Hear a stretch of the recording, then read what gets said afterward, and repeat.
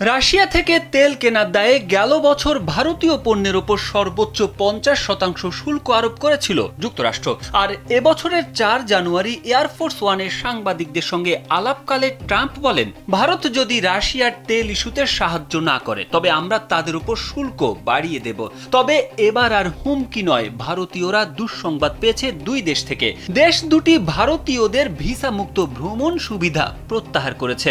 ভারতীয় সংবাদ মাধ্যম এনডিটিভি জানিয়েছে 2025 সালে ভারতীয় পাসপোর্টধারীরা 57টি দেশে ভিসা ছাড়া যেতে পারতেন, তবে 2026 সালে সেই সংখ্যা 55-তে নেমে এসেছে। এই পরিবর্তনের মূল কারণ দুই দেশ ভারতীয় নাগরিকদের জন্য তাদের প্রবেশ নীতি পরিবর্তন করেছে।